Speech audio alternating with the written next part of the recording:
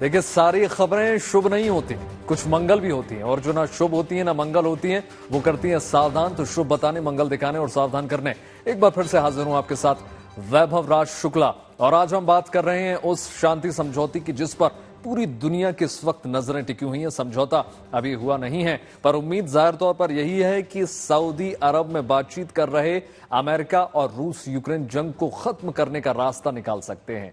यह यूक्रेन पर दोनों देशों की पहली हाई लेवल मीटिंग है जो रूस और अमेरिका के रिश्तों को भी पटरी पर ला सकती है। लेकिन इस मुलाकात से यूक्रेन और यूरोप दोनों में चिंता भी है। दोनों को बातचीत में शामिल नहीं किया गया है। तो क्या ट्रंप यूक्रेन में हितों को दरकिनार करके कोई पुतिन के साथ कोई एक तरफा फैसला करने वाले हैं? आज आपको इस बातचीत के सभी पहलुओं के बारे से वाकिफ कराएंगे। साथ ही साथ बात होगी भारत के दौरे पर आए कतर के अमीर अल थानी से भी। बताएंगे भारत के लिए कतर की अहमियत है क्या।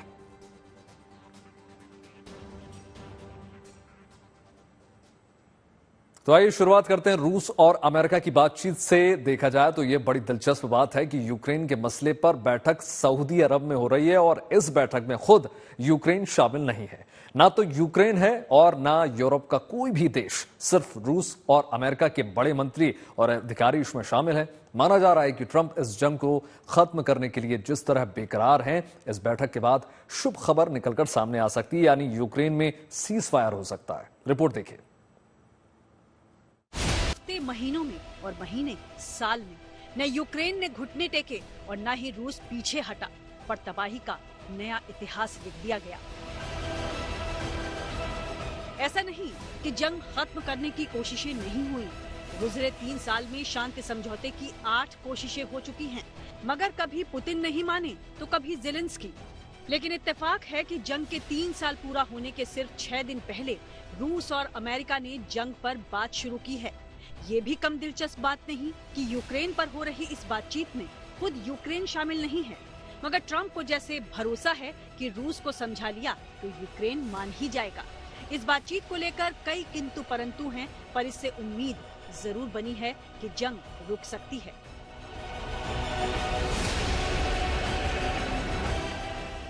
जंग बड़ी है, इसलिए सऊदी अरब में हो रही ये बातचीत भी हाई लेवल की है। यूक्रेन को लेकर पहली बार अमेरिका और रूस के उच्च अधिकारी मिले हैं। अमेरिकी विदेश मंत्री मार्को रूबियो, राष्ट्रीय सुरक्षा सलाहकार माइक वॉल्ट्ज और मिडिल ईस्ट के दूत स्टीव विटकॉफ बातचीत में शामिल हैं। रियाद पहुंचकर सऊदी क्राउन प्रिंस मोहम्मद बिन सलमान से मुलाकात की।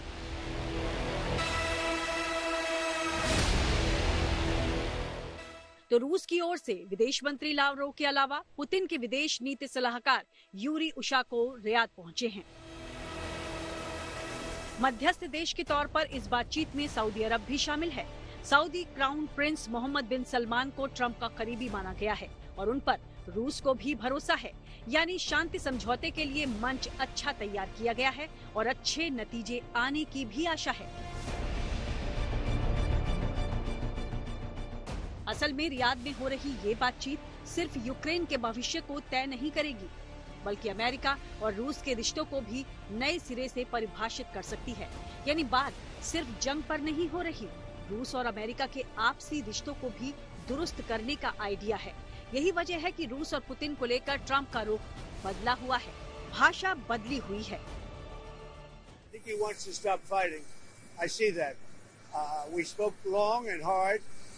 Steve Witkoff was with him for a very extended period, like about 3 hours. I think he wants to stop fighting. They have a big, powerful machine. You understand that. And they defeated Hitler and they defeated Napoleon. You know, they've been fighting a long time. They've done it before. रूस की तारीफ और Putin को मिलता महत्व यूं ही नहीं है। साफ लगता है कि ट्रंप अमेरिका की नीति में बदलाव करने जा रहे हैं। जब तक बाइडेन राष्ट्रपति थे, यूक्रेन जंग के बाद रूस को अलग थलग करने की नीति थी, उसे कमजोर करने की कोशिश थी। मगर अब ट्रंप यूक्रेन को नजरअंदाज कर रहे हैं और रूस को ज्यादा अहमियत देते नजर आ रहे हैं। यही वजह है कि उन्होंने फोन पर पुतिन से करीब 1.5 घंटे बात की। उसी का नतीजा है कि दोनों देशों के अधिकारी पहली बार बात कर रहे हैं और माना जा रहा है कि मंत्रियों की बातचीत के बाद खुद ट्रंप और पुतिन की भी मुलाकात हो सकती है। यानी अमेरिका रूस से रिश्ते बेहतर करना चाहता है। चर्चा है कि रियाद में हो रही बैठक में रूस पर लगे प्रतिबंधों को हटाने पर भी चर्चा हो सकती है। बड़ी बात ये कि रूस यूक्रेन के कब्जा किए इलाकों को छोड़ने के लिए तैयार नहीं। संकेत है कि अमेरिका रूस की ये शर्त भी मान सकता है। रही बात यूक्रेन को नाटो सदस्य बनाने की, तो ट्रंप सरकार पहले ही स्पष्ट कर चुकी है कि ये नहीं होगा। यानी शांति के लिए हो रही इस बातचीत में रूस की शर्तों को ही अहमियत मिलने की संभावना है। ज़ेलेंस्की खुलेआम कह चुके हैं कि अमेरिका का फोकस यूक्रेन की बजाय रूस पर ज्यादा है और यूक्रेन उस समझौते को नहीं मानेगा जो उसके बगैर होगी। Influential member of NATO seems to be Putin. Trump की बदली हुई नीति से ज़ेलेंस्की की चिंता लाजमी है। यूरोप के तमाम बड़े देश भी उलझन में हैं। ये बड़ा सवाल है कि अगर रियाद की बैठक में यूक्रेन की सुरक्षा की गारंटी नहीं मिली तो समझौते का क्या मतलब। कुल मिलाकर यूक्रेन, यूरोप और पूरी दुनिया की नजर इस वक्त रियाद बैठक के नतीजों पर टिकी है, जो यूरोप में चल रही जंग रोक भी सकती है या फिर तनातनी और बढ़ा भी सकती है। Bureau report, good news today. देखिए, एक बात साफ है कि अगर अमेरिका और रूस में बात बन गई तो जंग रुक जाएगी, पर सीज फायर की सूरत में भी यूरोप में तनाव बढ़ सकता है। और उसकी वजह है, अगर समझौता सिर्फ पुतिन की शर्तों पर होता है तो ये बात ना तो यूक्रेन को मंजूर होगी और ना ही यूरोप को। ट्रंप के विशेष दूत यूरोपीय यूनियन और दूसरे देशों को भरोसे में लेने की कोशिश कर रहे हैं। मुलाकातें हो रही हैं, पर कहा यह जा रहा है कि ट्रंप के रुख से खुद नाटो में दरार आ सकती है। रिपोर्ट देखिए।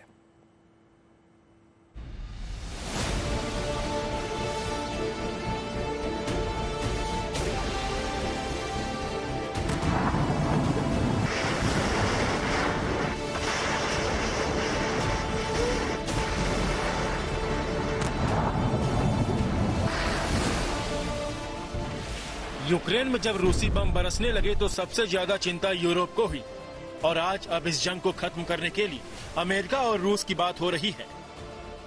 सबसे ज्यादा चिंता में यूरोप ही है और इसकी वजह साफ है।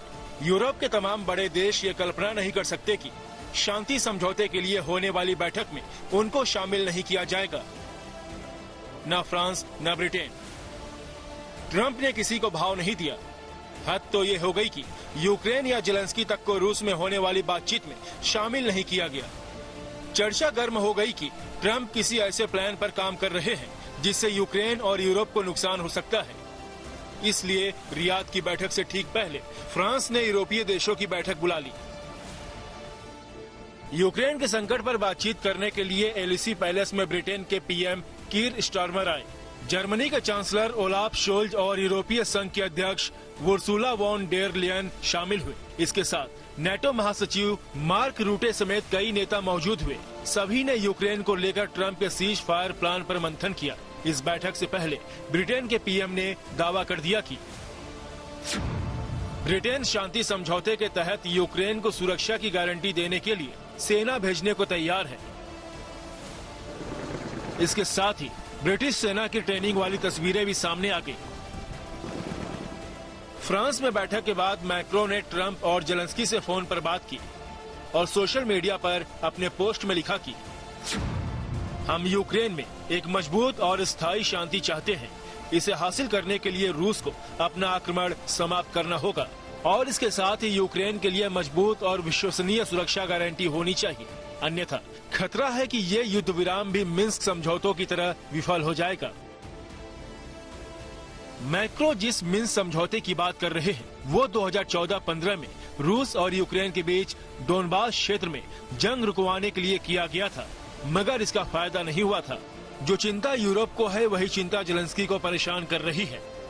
वो कह चुके हैं कि सुरक्षा की गारंटी नहीं होगी तो समझौता मंजूर नहीं होगा। Never accept deals made behind our backs without our involvement. That's why we cannot just agree to a ceasefire without real security guarantees, without pressure on Russia, without a system to keep Russia. Zelensky और Europe की चिंता वाजिब हो सकती है, पर Trump फिलहाल इन बातों से बेपरवाह है। माना जा रहा है कि ट्रंप यूक्रेन की बजाय रूस की सुरक्षा को तरजीह दे सकते हैं। यानी पूर्वी यूक्रेन से दक्षिणी क्षेत्र तक जो हिस्सा रूस के कब्जे में है वो रूस के कब्जे में बना रहेगा, जबकि यूक्रेनी सेना को रूस के कुर्स्क से अपनी पोस्ट छोड़नी होगी।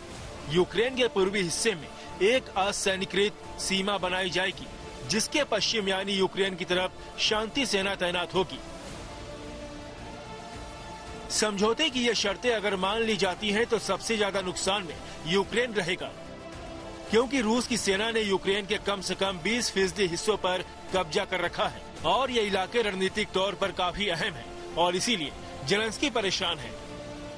मगर वो अच्छी तरह जानते हैं कि अमेरिकी मदद के बगैर यूक्रेन जंग जारी नहीं रख पाएगा। यूरोप के देश भी उसका देर तक साथ नहीं दे पाएंगे, इसलिए जेलेंस्की के सामने शायद ज्यादा विकल्प नहीं, लेकिन ऐसा भी नहीं कि पूरी बातचीत से यूक्रेन को बाहर रखा जाए। रियाद में बातचीत शुरू होने से पहले जेलेंस्की जर्मनी से सीधे यूएई पहुंचे और ये सिर्फ इत्तेफाक नहीं कि रूस के डिप्टी प्रधानमंत्री डेनिस मंटुरोव भी यूएई दौरे पर पहुंचे। ये बात अभी साफ नहीं कि वहां दोनों नेताओं के बीच कूटनीतिक बातचीत हुई या नहीं। यूएई के बाद जेलेंस्की पत्नी के साथ तुर्की की यात्रा पर हैं और बुधवार को यानी अमेरिका और रूस की बैठक के अगले दिन जेलेंस्की सऊदी अरब की आधिकारिक यात्रा पर जा रहे हैं। तो क्या वहां जेलेंस्की भी अमेरिका और रूस की बातचीत में शामिल होंगे, इसका अभी खुलासा नहीं किया गया है। संकेत है कि अगर ट्रंप और पुतिन सीज फायर पर राजी हो जाते हैं तो अमेरिका यूक्रेन को भी समझौता मानने के लिए तैयार करेगा। जेलेंस्की की कौन सी बात मानी जाती है और कौन सी नहीं, ये देखने वाली बात होगी।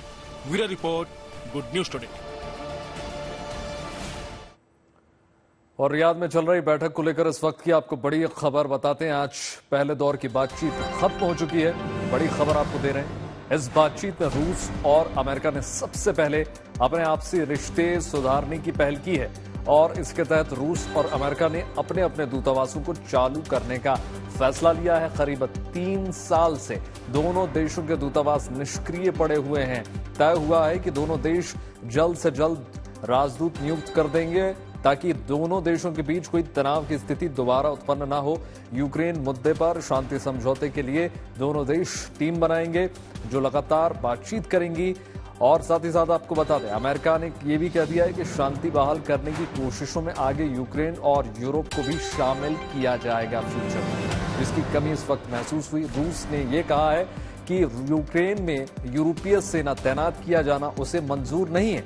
साथ ही साथ रूस ने यह साफ कर दिया है कि यूक्रेन में नेटो का आना भी रूस के लिए खतरा है और यह भी कहा है कि वो कब्जे वाली जमीन छोड़ने वाला नहीं है। इस बीच एक और बड़ी खबर यह निकल कर आई है कि बुधवार को जेलेंस्की अपनी पत्नी के साथ सऊदी अरब के दौरे पर पहुंच रहे हैं। हालांकि देर रात जेलेंस्की ने सऊदी जाने का प्लान कैंसिल कर दिया है।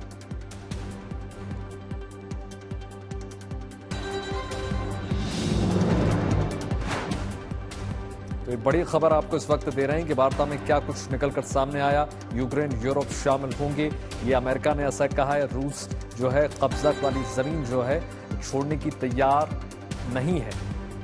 लगभग 20% हिस्सा कब्जा चुका है रूस, लेकिन अब वो छोड़ने के इरादे में आगे बढ़ता हुआ नजर नहीं आ रहा।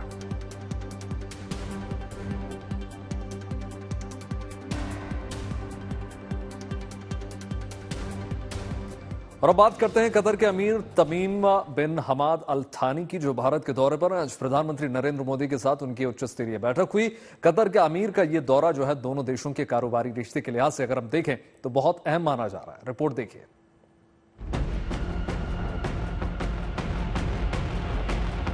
ये मेहमान कितना खास है, इसका अंदाजा इस बात से लगाया जा सकता है कि पीएम मोदी प्रोटोकॉल तोड़कर खुद एयरपोर्ट गए, खुली बाहों से स्वागत किया और दिल से कतर के अमीर तमीम बिन हमाद अल थानी को गले लगाया। एक दूसरे के लिए दोनों नेताओं ने जो प्यार और सम्मान दिखाया वो मंगलवार को राष्ट्रपति भवन में औपचारिक सम्मान के दौरान भी नजर आया। इस दौरान अमीर अल थानी को गार्ड ऑफ ऑनर दिया गया और उन्होंने सरकार के वरिष्ठ मंत्रियों से मुलाकात की। ये तस्वीरें बताती हैं कि कतर और भारत के ताल्लुकात कैसे हैं और रिश्तों की अहमियत क्या है। चंद रोज पहले पीएम मोदी अमेरिका में थे और पूरी गर्मजोशी के साथ राष्ट्रपति ट्रंप से उनकी मुलाकात हो रही थी। हाथ मिलाने से लेकर गले मिलने तक दोस्ती का जो भाव व्हाइट हाउस में दिखा, रिश्तों में वैसी ही मजबूती अमीर अल थानी के साथ दिखी। दोस्ती और विदेश नीति के हिसाब से देखा जाए तो ये बात सामान्य लग सकती है, पर इस वक्त कतर के अमीर का भारत में होना दुनिया और खासकर अमेरिका को एक बड़ा संदेश है। असल में जब मोदी ट्रंप से मिले तो ट्रंप ने दावा किया कि अमेरिका जल्द ही भारत को तेल और गैस निर्यात करने वाला सबसे बड़ा देश होगा। Agreement on energy that will restore the United States as a leading supplier of oil and gas to India. It will be hopefully their #1 supplier. And the groundbreaking development for U.S. nuclear industry. India is also reforming its laws to welcome U.S. nuclear technology, which is at the highest level, into the Indian market. This will bring safe, clean, and affordable electricity to millions of Indians and tens of billions of dollars to the U.S. Trump का दावा और ख्वाहिश अपनी जगह है, मगर सच्चाई ये है कि इस वक्त भारत के लिए गैस का नंबर 1 सप्लायर कतर है और अमीर अल थानी की अभी भारत में मौजूदगी ये बता रही है कि भारत के कारोबार में कतर की अहमियत कम नहीं होने वाली, दबाव चाहे खुद ट्रंप का ही क्यों ना हो। हैदराबाद हाउस में प्रधानमंत्री नरेंद्र मोदी और कतर के अमीर की मुलाकात हुई। यही द्विपक्षीय बातचीत हुई जिसमें दोनों देशों के बीच कई अहम समझौतों पर दस्तखत हुए। दोनों पक्षों ने व्यापार, प्रौद्योगिकी और निवेश में कई समझौता ज्ञापनों का भी आदान प्रदान किया। भारत कतर के बीच जॉइंट ट्रेड फोरम की शुरुआत की गई। ऐतिहासिक तरीके से देखें तो गत 15-20 वर्षों में साधारणतः ऑयल और गैस और या एनर्जी से संबंधित व्यापार बढ़ता रहा। अब दोनों देश नई टेक्नोलॉजीज पर, आर्टिफिशियल इंटेलिजेंस पर, विश्व में बदलते हुए परिप्रेक्ष्य के हिसाब से अपना संबंध बढ़ाने के लिए प्रतिबद्ध है। मैं समझता हूँ आने वाले दिनों में व्यापार हो या निवेश हो, दोनों में भारत और कतर के बीच बड़े पैमाने पे वृद्धि होने की संभावना मुझे दिखती है। यह अमीर थानी की दूसरी भारत यात्रा है। इससे पहले वो मार्च 2015 में भारत आए थे। इस यात्रा के साथ दोनों देश कारोबार में और करीब आए हैं, जो भारत के नजरिए से बेहद अहम है। जानकार मान रहे हैं कि ट्रंप के तेवर से यूरोप से लेकर मिडिल ईस्ट तक अनिश्चितता का माहौल है। ट्रंप कब कौन से फैसले करेंगे इसका किसी को अंदाजा नहीं है। पिछले कार्यकाल में वो ईरान के मामले में काफी सख्त थे। इस बार भी वो ईरान पर नए प्रतिबंध लगा सकते हैं। ऐसे में अपनी ऊर्जा की जरूरतों को पूरा करने के लिए भारत कतर को एक सुरक्षित विकल्प के तौर पर देख रहा है।